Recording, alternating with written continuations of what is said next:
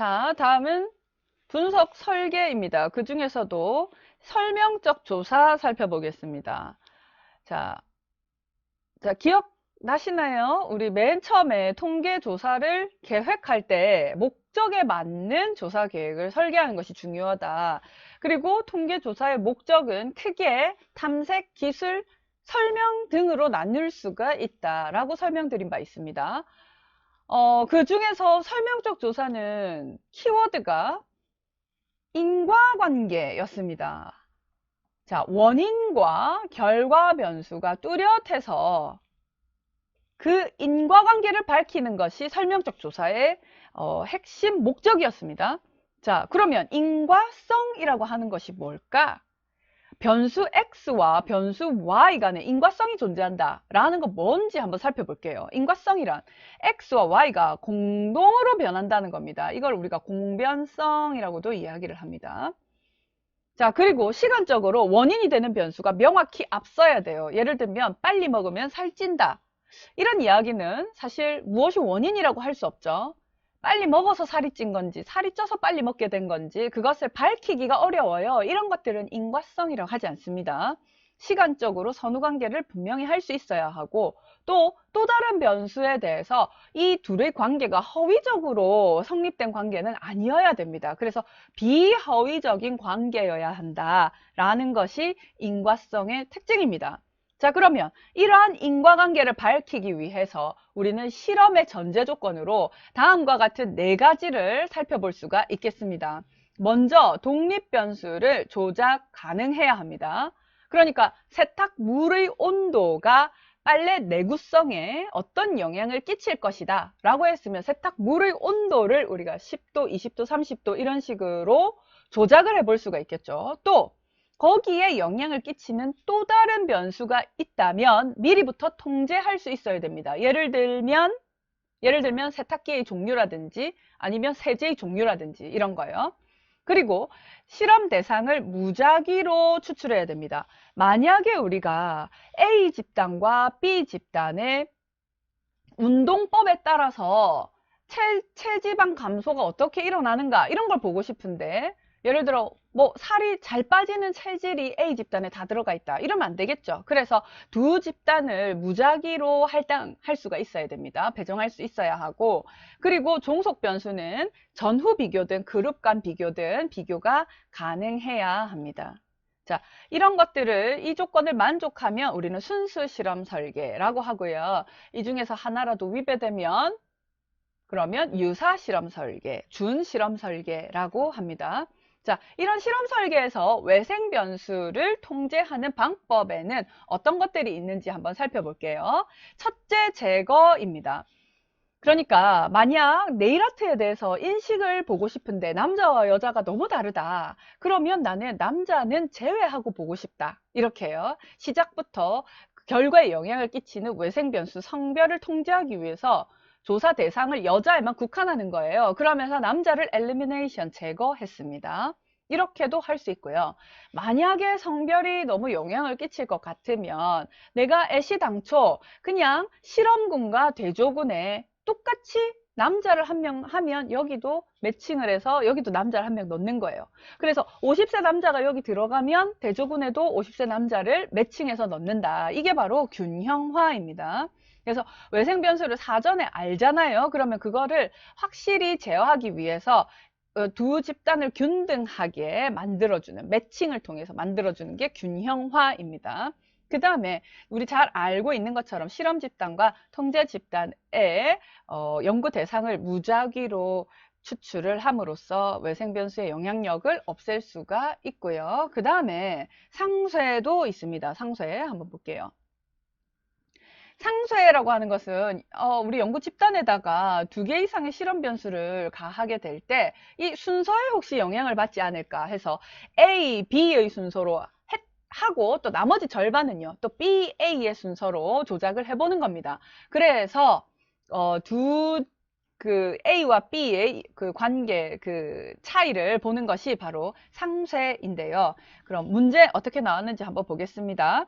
다음 사례에 가장 적합한 연구 방법은 자, 폭력적 비디오 시청이 아동의 폭력성에 미치는 영향을 알아보기 위해서 일단은 X가 Y에 영향을 미치는가를 알아보기 위해서 이랬습니다. 그래서 우리가 무작위로 아동을 두 집단으로 나누었어요. 그래서 한쪽은 폭력적 장면을 주로 보여주고 또 나머지 집단은 서정적인 장면을 보여줬다. 자, 이렇게 하고 난 뒤에 두 아동들의 폭력적 행동을 얼마나 많이 하는지를 관찰했다. 이것은 실험이 되겠습니다. 실험 설계에 가장 적합한 상황은요. 자, 우리 지역사회 우선 현안이 무엇인가 알고자 한다. 이건 서베이 했죠. 그 다음에 이혼율을 파악하고자 한다. 이건 기술적 조사죠. 그 다음에 지역 아동센터의 접근성을 분석하고자 한다. 그렇죠.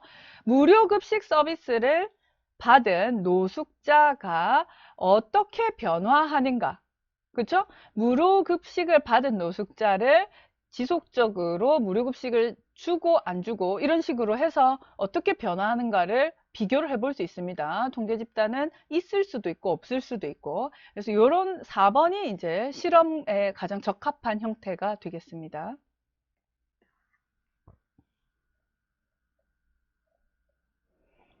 자, 그 다음에 실험 설계를 위해서 충족되어야 하는 조건과 거리가 먼 것은 했습니다. 자, 실험은 독립 변수를 조작할 수 있어야 되고 외생 변수 통제 가능해야 되며 실험 대상을 실험군과 통제 집단에 무작위로 배정할 수 있어야 합니다. 그러나 인과관계를 일반화시킬 수 있는가 하는 것은 타당성의 문제이거든요. 그래서 요거는 실험 설계에 대한 충족되어야 되는 조건과는 거리가 멉니다. 2번이 정답입니다.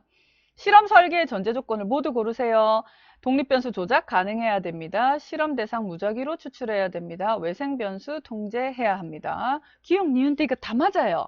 자, 5번. 실험 설계를 위한 필수 조건으로 거리가 먼 것은 실험 대상자들은 실험 집단과 통제 집단에 무작위 배정하여야 합니다. 맞습니다.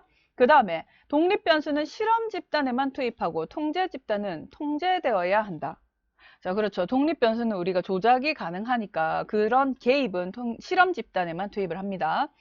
자, 통제 집단과 비교 집단을 함께 갖추어야 된다. 사실 실험 설계는 이 통계 집단과 비교 집단을 함께 갖추지 않아도 됩니다. 그래서 3번이 거리가 먼 설명이고요.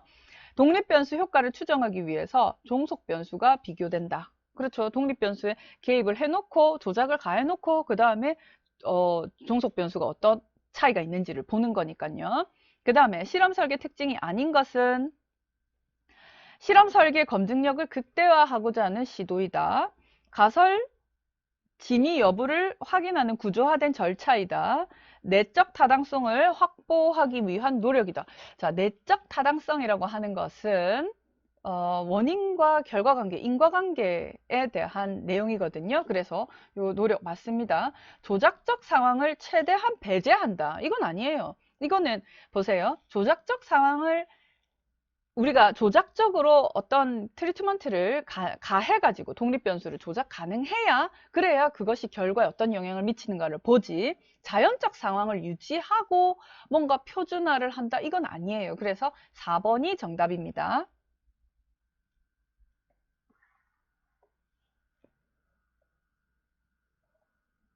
실험 설계의 타당성을 높이기 위해서 외생변수 통제 방법이 아닌 것은 성숙입니다. 성숙은 나중에 배우겠지만 시간이 감에 따라서 이 연구 대상의 변화가 일어나는 겁니다. 그래서 이거는 외생변수 통제 방법이 아닙니다. 내적 타당성을 낮추는 요인, 저해 요인 중에 하나가 되겠습니다. 그러나 제거, 균형, 무작위화는 외생변수를 통제하는 방법입니다.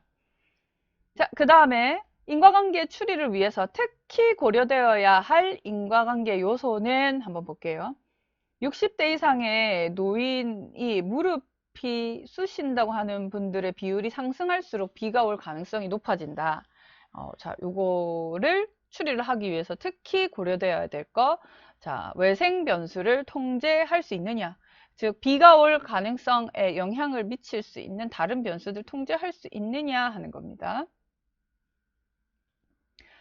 자, 그 다음에요. 외생 변수를 사전에 아는 경우에 외생 변수가 실험 대상이 되는 각 집단에 균등하게 영향을 미칠 수 있도록. 자, 어떻게 해요?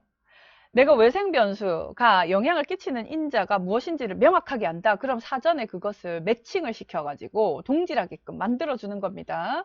자, 균형화입니다. 실험 설계에서 무작위화를 사용하는 이유와 가장 거리가 먼 것은 무작위화를 사용하는 이유는 두 집단의 상태를 실험 처치 전에 동질하게 하는 겁니다. 그러면 이렇게 하면 외생 변수를 통제할 수 있고요. 가설을 타당하게 검증할 수 있습니다. 그렇게 함으로써 이 변이를 없앨 수 있어요. 체계적 변이를 극대화시키는 방법이다. 이거는 오류를 증가시키는 거죠. 그래서 말이 안 됩니다. 3번이 정답입니다.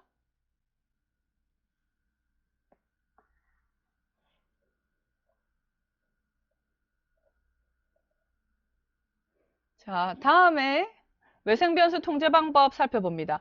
하나의 실험 집단에 두 개 이상의 실험 변수가 가해질 때 순서를 하나는 A, B 이렇게 주고 하나는 B, A 이렇게 실험 집단을 절반으로 나눠가지고 여기는 A, B, 여기는 B, A 순서로 가는 겁니다. 이것이 바로 상쇄에 해당하죠.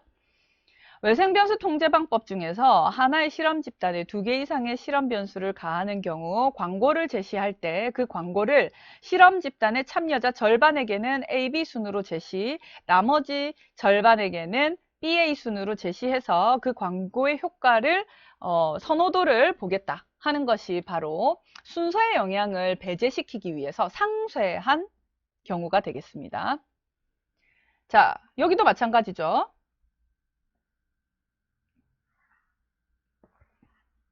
여기도 마찬가지죠. 보세요. 두 정책 대안이 있을 때 제시 순서에 따라서 선호도 차이가 있을까 해서 하나는 A, B 주고 하나는 BA 줬다. 그럼 상쇄예요. 지금 이 페이지에 있는 문제는 모두 상쇄에 대해서 정확히 이해하고 있는지를 보는 문제고요. 보면 2017, 19, 그 다음에 20년도 계속해서 출제가 되고 있습니다.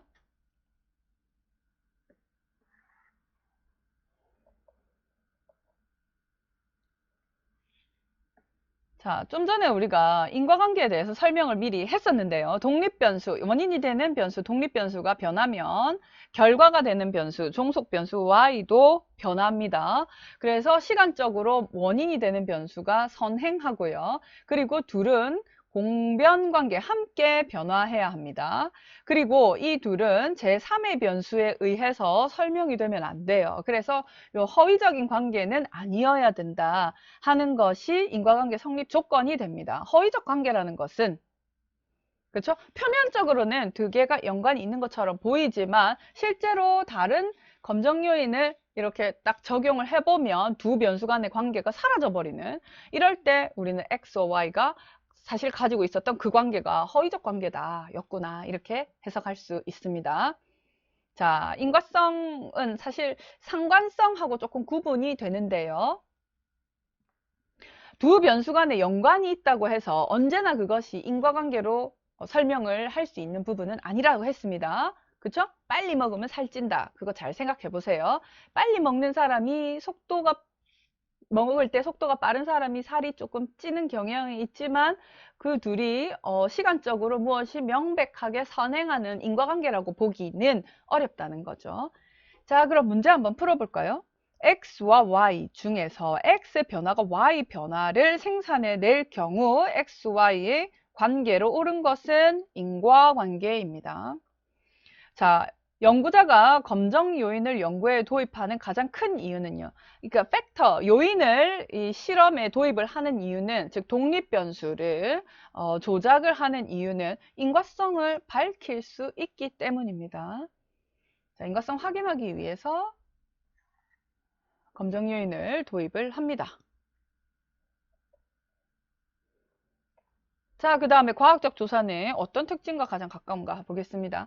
A 연구원은요, 투표 행위가 아무런 이유 없이 일어난 행동이 아니고, 즉 자연 발생적인 게 아니고 뭔가 후보자의 다른 원인에 의해서 영향을 받아서 인과관계가 있을 거라고 밝히는 겁니다.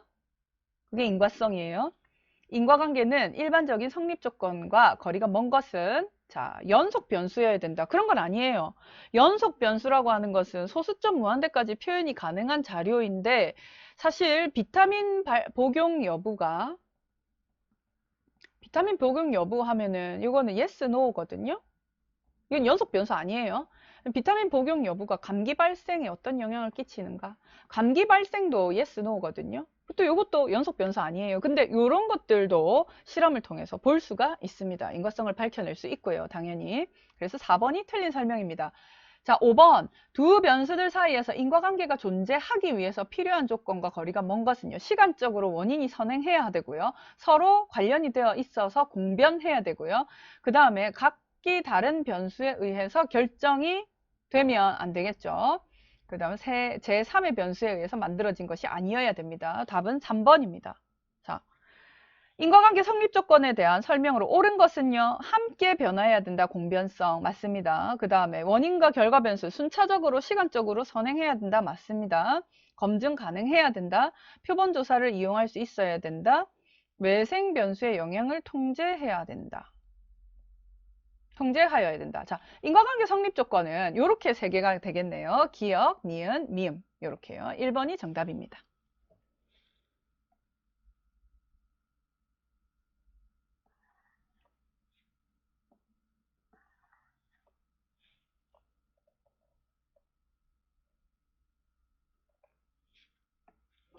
자, 그 다음 조사 대상의 두 변수들 사이에 인과관계가 성립하기 위한 조건이 아닌 것, 인과관계 성립 조건이 아닌 것을 고릅니다.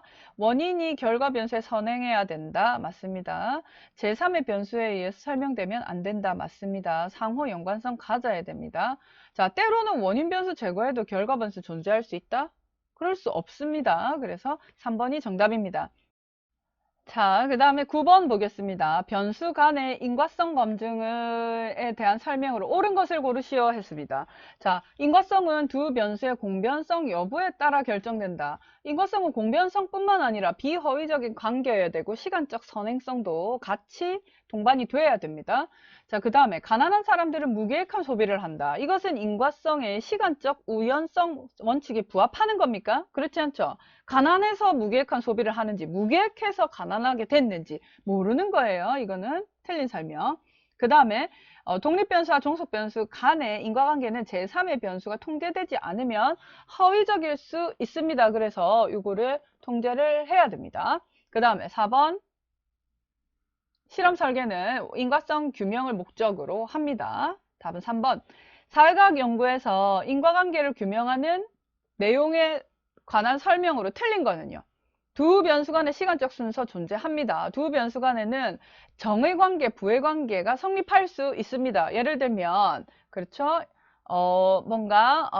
외모 만족도가 높으면 삶의 질이 높아질 거야. 이렇게. 외모 만족도와 삶의 질. 키가 크면 몸무게가 클 거야. 이런 거죠. 그리고 똑같은 소득을 가지고 있는 계층에서 소비가 늘면 지출이 줄 거야. 죄송해요. 소비가 늘면 저축이 줄 거야. 그렇죠? 이런 식으로 음의 관계, 부적 관계를 가질 수가 있습니다. 자, 그 다음에 두 변수 간의 상관관계가 존재해야 된다. 볼까요? 자, 두 변수 간의 상관이 발견되면 인과관계도 성립한다. 자, 두 변수가 공변성을 가지고 있기 때문에 상관이 존재합니다. 그러나 상관이 발견됐다고 해서 무조건 인과관계가 성립하는 것은 아니에요. 그래서 답은 4번이 됩니다.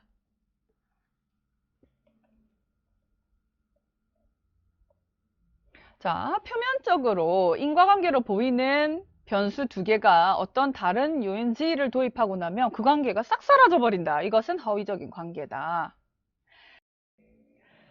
자, 12번 보겠습니다. 어떤 연구자가 한 도시의 성인 500명을 추출했습니다. 인터넷 이용이 흡연에 영향을 끼칠 거라고 보고 인터넷을 사용하는 양이 많을수록 흡연을 높인다. 이런 인과관계를 설명을 했다면 가장 문제가 되는 것이 무엇일까요? 그렇죠?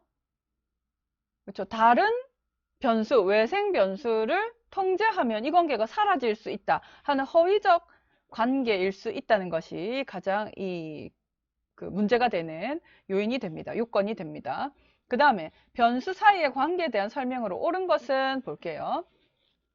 x, y가 논리적으로 선행하고 x가 y보다 논리적으로 선행하고 두 변수가 높은 상관을 보이면 그러면 x, y가 인과관계에 있다고 결론을 짓는다. 사실 상관이 있는 거 가지고 우리가 인과관계가 있다라고 결론 짓는 것은 아닙니다.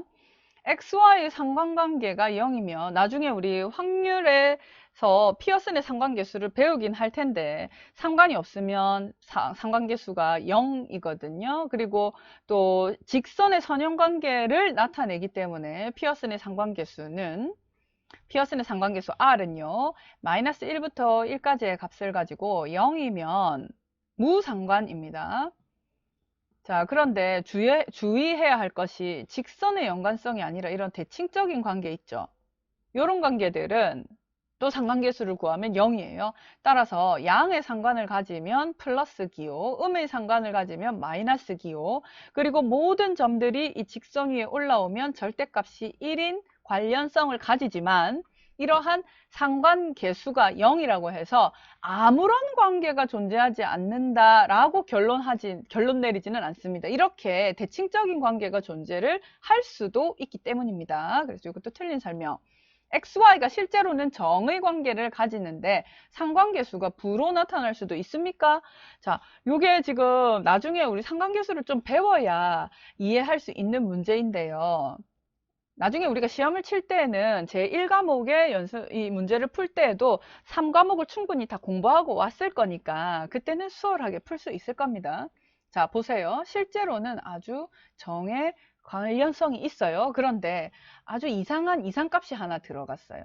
이런 것들, 다른 것과 관계가 매우 다른 아주 이상한 값이죠. 이런 값들이 하나 들어옵니다. 즉, 키가 클수록 몸무게가 큰데 대부분은 혼자 키가 큰데 몸무게가 아주 작은 거예요. 그래서 이런 자료들이 들어오면 상관계수가 음으로 추정이 될 수도 있습니다. 그래서 아주 드물게, 즉 상관계수가 매우 이상값에 영향을 많이 받는, 왜곡이 심하게 될 수 있는 그런 취약점이 있다는 것을 지금 설명해 주는 거고요. 이것이 바로 옳은 설명입니다.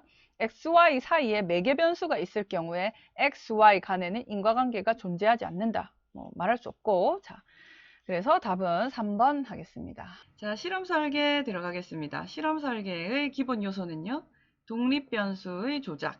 그렇죠. 내가 원하는 개입이 이루어져야 되고, 그리고 무작위 할당이 되어서 두 집단을 동질하게 만들어야 되고, 단순 비교를 위해서 통제 집단을 설정을 해야 합니다. 자, 이러한 조건이 만족되는 것을 우리는 실험 설계 중에서도 순수 실험 설계라고 합니다. 가장 대표적인 것이 통제 집단 사전 사후 검사 설계, 통제 집단 사전 사후 실험 설계입니다. 자, 지금 보시는 것처럼 박스 안에 한번 볼까요? 두 집단을 무작위로 할당을 해서, 그렇죠? 두 집단 무작위로 할당을 해서 동질하게끔 만듭니다. 두 집단을 동질하게 확보하고, 그리고 다른 내가 보려고 하는 이 개입에서 이루어지는 독립 변수 외에 나머지 변수에 의해서 발생하는 외생 변수에 대한 효과를 통제할 수 있습니다. 그렇죠? 자, 그리고 난 뒤에 우리가 키 크는 약이다. 그러면 키 크는 약을 주고 안 주고, 그 다음에 뭐 살 빼는 약이다. 그러면 살 빼는 약을 주고 안 주고, 어떤 체육 프로그램이다. 축구다. 그러면 축구를 하고 안 하고, 이런 식의 개입이 이제 일어나겠죠. 개입을 하고 난 뒤에 사후 검사만 실시를 하는 것이 아니라 사전에 그 사람의 몸무게가, 사전 몸무게가 얼마였는데 이 약을 복용하고 나니까 사후의 몸무게가 어떻더라. 그렇죠? 사전에 그 학생의 자율성이 얼마였는데 축구 게임을 하고 나니까 자율성이 혹은 사회성이 얼마나 더 높아지더라. 이런 이야기를 하고 싶은 거예요. 그래서 사전에 얼마였는지를 측정을 하게 됩니다. 그러면 사전과 사후의 값의 차이를 각 군마다 계산을 할 수 있겠죠. 그 두 군의 차이가 바로 이 개입의 효과, 독립변수의 조작에 따른 효과가 되겠습니다. 따라서 이렇게 인과관계를 파악하는 것이 가능합니다. 그러나 시간적으로 먼저 우리가 검사를 수행하죠. 그래서 도구를 이용해서 동일한 도구를 가지고 검사를 한다면 이 검사를 이런 사회성을 측정하는 거구나 라고 생각해가지고 그 도구 효과나 아니면 성숙 효과, 시간이 감에 따라서 자연히 변하는 그런 효과들이 발생할 수 있다는 한계는 있습니다.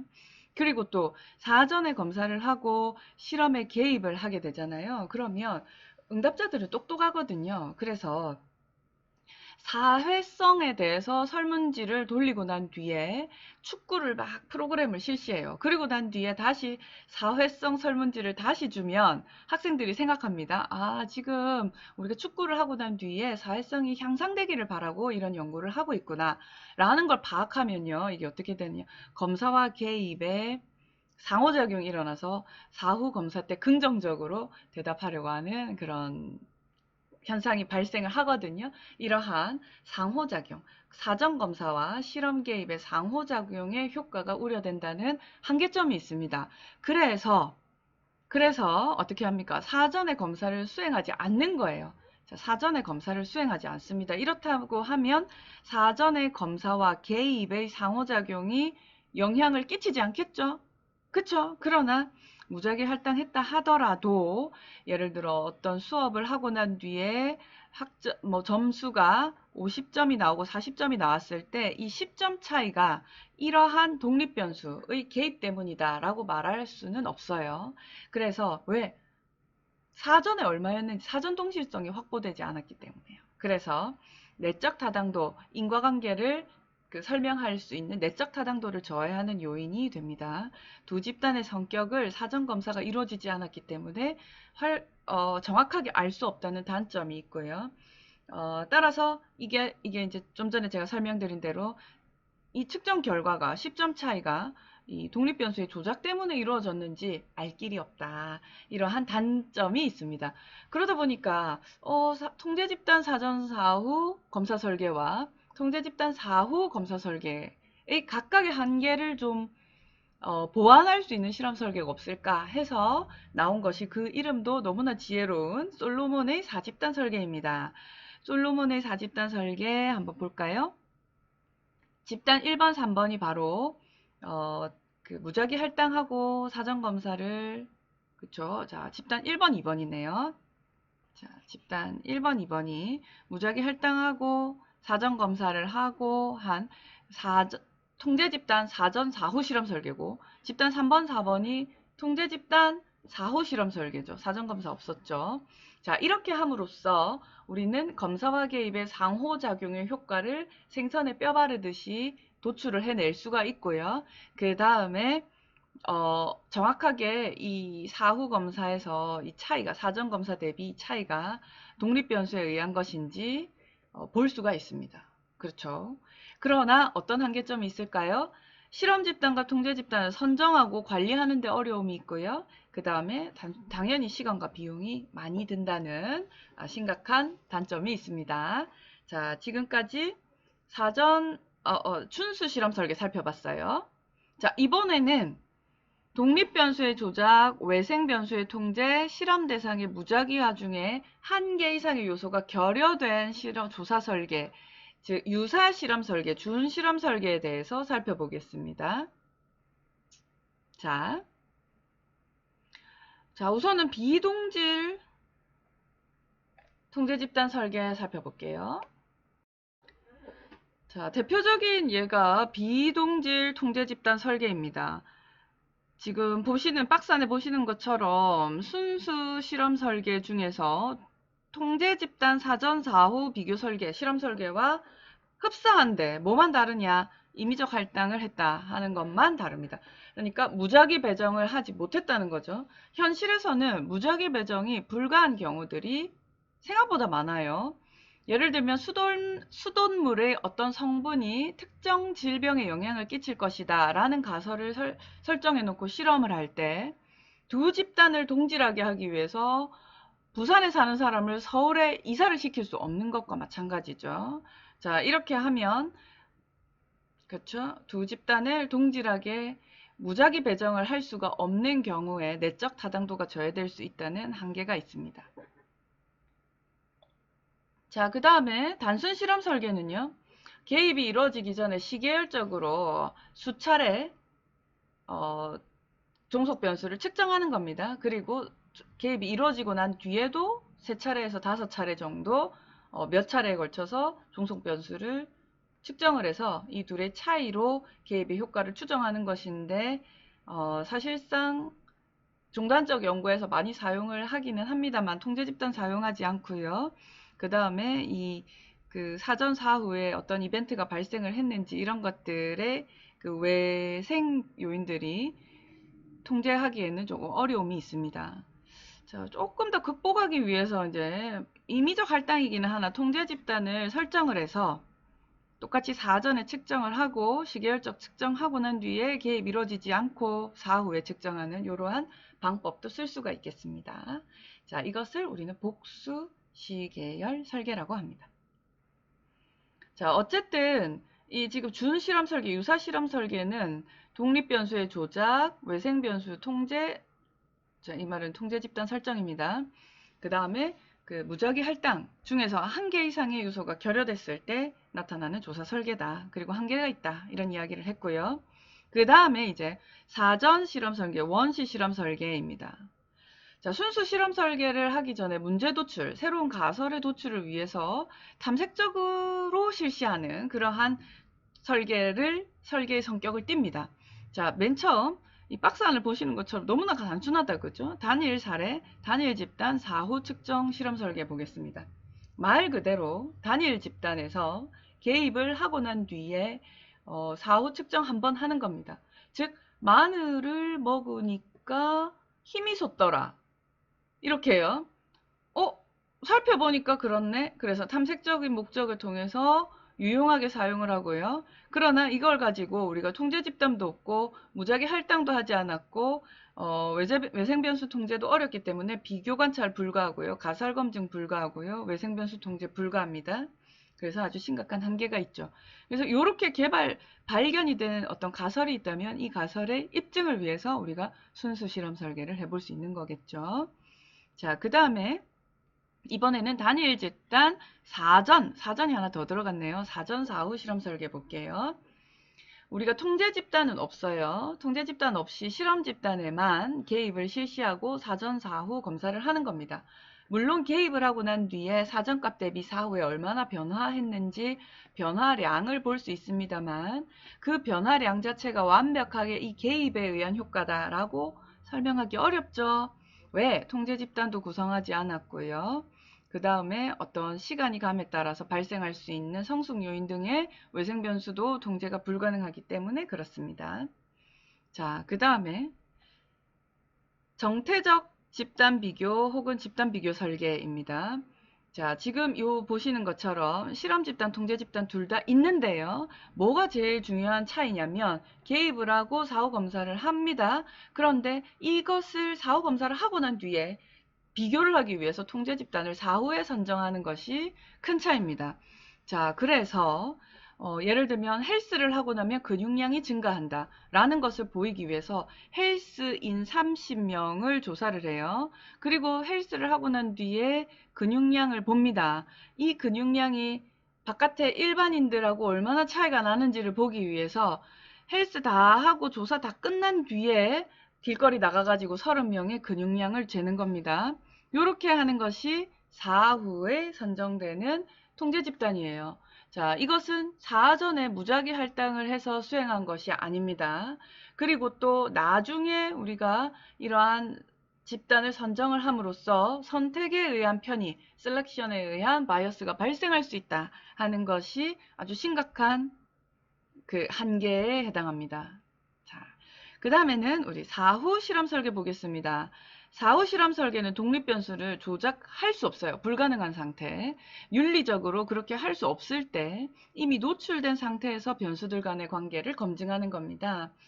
즉, 우리가 흡연군과 비흡연군을 한번 생각해 보세요. 자, 내가 담배 흡연을 하면 폐암에 어떤 영향을 끼치는가? 이게 궁금한데요.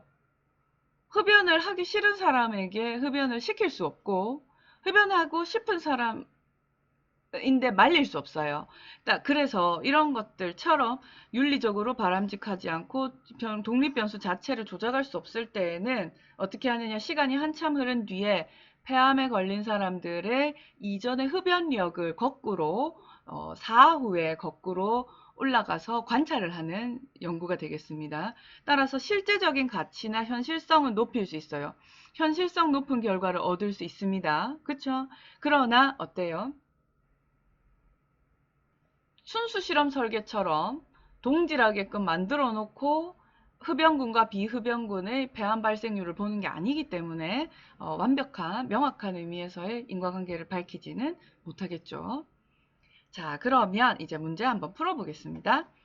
순수 실험 설계의 특징이 아닌 것은, 자, 순수 실험 설계는 독립변수 조작할 수 있어야 되고요. 외생변수 통제해서 통제 집단 설정할 수 있어야 되고요. 무작위 할당할 수 있어야 됩니다. 비동질 통제 집단, 즉 임의적 할당을 통한 통제 집단의 설정은 순수 실험 설계가 아닌 유사 실험 설계가 되겠습니다. 특징이 되겠습니다. 자, 실험 설계를 이와 같이 구분할 때 유사 실험 설계에 해당하는 것은, 자, 보세요. 1번, 2번은 사전 실험 설계고요. 그 다음에 솔로몬은 그 이름도 지혜로운 순수 실험 설계에 해당합니다. 비동질 통제 집단을 만들어 놓고, 자, 임의적 할당을 했다는 거죠. 따라서 유사 실험 설계 되겠습니다. 자, 실험 설계 방법 중에 유사 실험 설계에 해당하지 않는 것은, 자, 통제 집단 사후 측정 설계는 순수 실험 설계에 해당합니다. 자, 그 다음 4번 문제. 다음 사례에서 사용한 조사 설계는 저소득층 중학생들을 대상으로 무작위로 할당했습니다. 실험 집단과 통제 집단에 실험 집단과 통제 집단에 무작위 배정을 해서 동질하게끔 만들었어요. 그리고 난 뒤에 실험 집단에는 한 달간 학습 프로그램을 개입했습니다. 독립변수의 개입이 실험 집단에만 일어나고요. 통제 집단 일어나지 않았습니다. 자, 그리고 난 뒤에 통제 집단과 실험 집단이 사후 조사만 실시합니다. 사전 검사는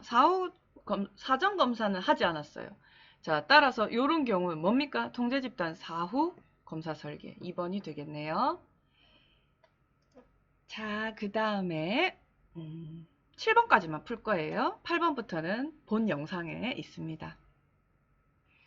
자, 다음에서 설명하고 있는 실험 설계는 수학과의 효과를 측정하기 위해서, 이게 독립변수네요. 독립변수 개입. 유사한 특징을 가진 두 집단을 구성합니다. 수학시험을 보게 했습니다. 한 집단은 과외를 시켰고요. 다른 한 집단은 그대로 둔 채 다시 수학시험을 보게 했습니다. 자, 보세요. 유사한 특징을 가진 두 집단을 설계했습니다. 실험 집단, 통제 집단이 있어요. 그 다음에 각각 수액 시험을 보게 했습니다. 사전에 검사를 했다는 거죠.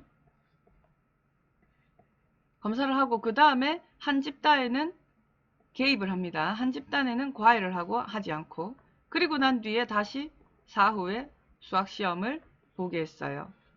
뭡니까? 통제 집단 사전 사후 실험 설계죠. 유사한 특징을 가진 두 집단이라고 했기 때문에 여기에 지금 무작위 할당을 가정을 해볼 수 있겠습니다. 자, 6번 문제입니다. 통제 집단 사전 사후 측정 실험 설계의 핵심적 특징을 모두 고른 것은 했습니다. 자, 실험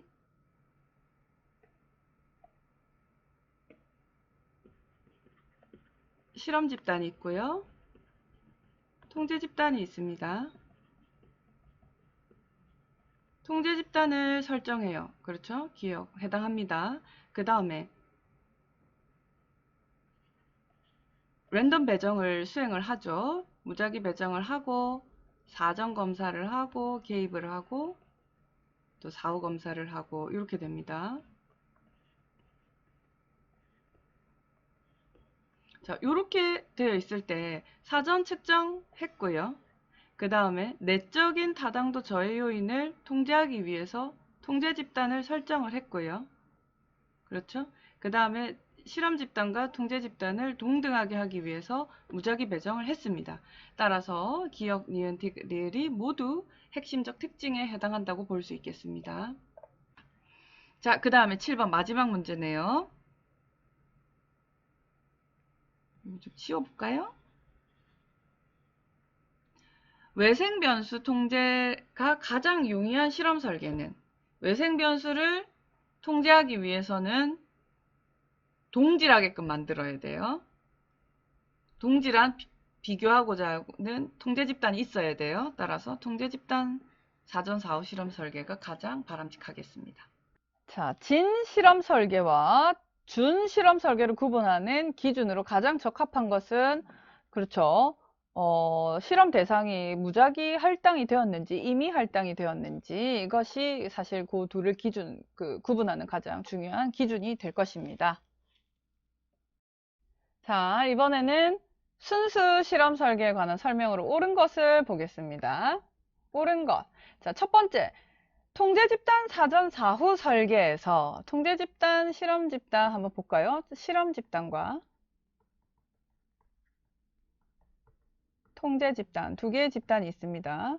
사전 4후 실험 설계는 뭐예요? 처음에 무선 할당을 하고 사전에 측정하고 실험 집단에만 개입하고 4후 측정합니다. 통제 집단은 사전만 측정하고 개입하지 않고 4후 측정합니다. 요렇게 한 것이 통제 집단 사전 4호 실험 설계거든요.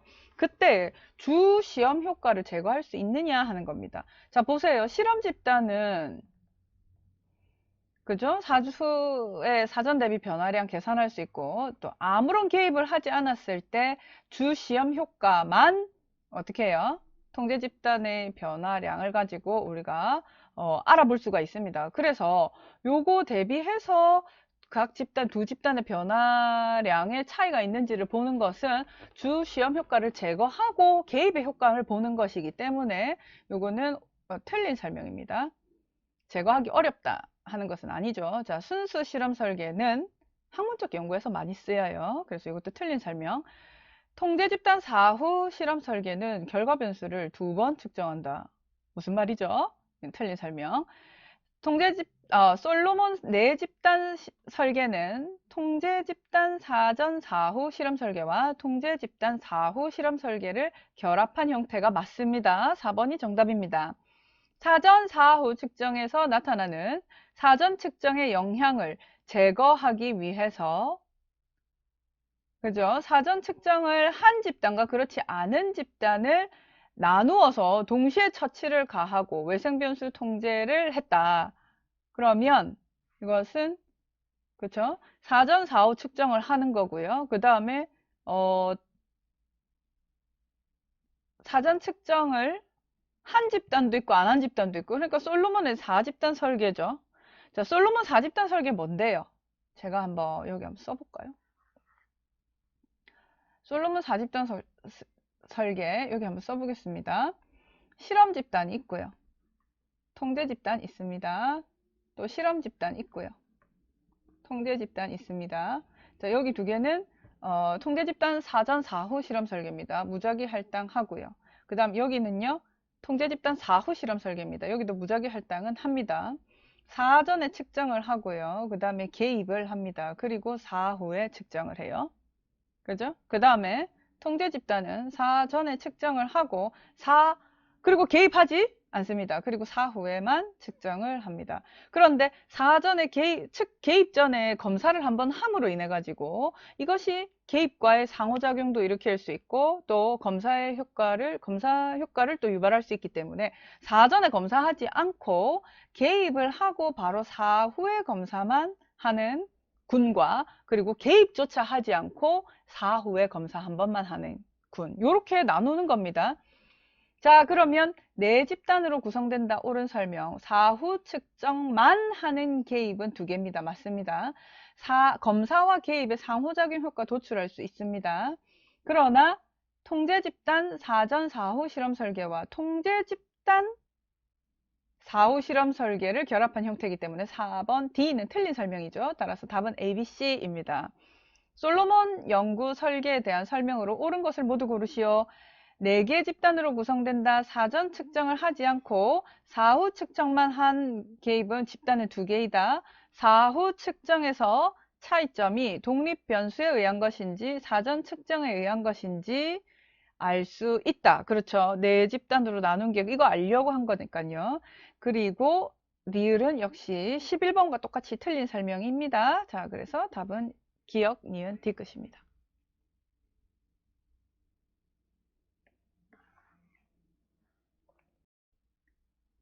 자, 13번 보겠습니다. 무엇에 관한 설명입니까?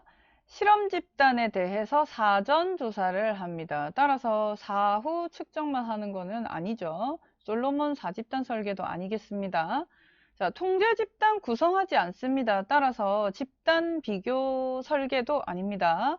단일 집단 설계입니다. 자, 실험 집단에 대해서 자극을 부여하고 그 다음 종속 변수 또 측정합니다. 사후 측정합니다. 즉 사전과 사후의 단일 집단을 측정하는 4번이 정답입니다.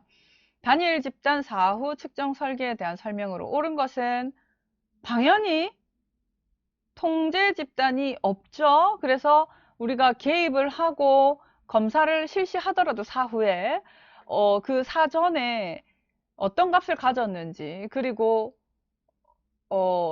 그것에 의해서 결과가 나왔는지 이런 거 보기가 어려워요. 그래서 인과관계를 규명하기에는 취약한 설계입니다. 실험 설계에 대한 설명으로 틀린 것은 통제 집단 사후 검사 설계는 무작위 할당으로 통제 집단과 실험 집단을 나누고 실험 집단에만 개입을 한다. 맞습니다. 정태적인 집단 비교 설계는 실험 집단과 개입이 주어지지 않은 사후에 구분한 집단으로부터 종속 변수 값을 가지고 비교를 합니다. 맞습니다.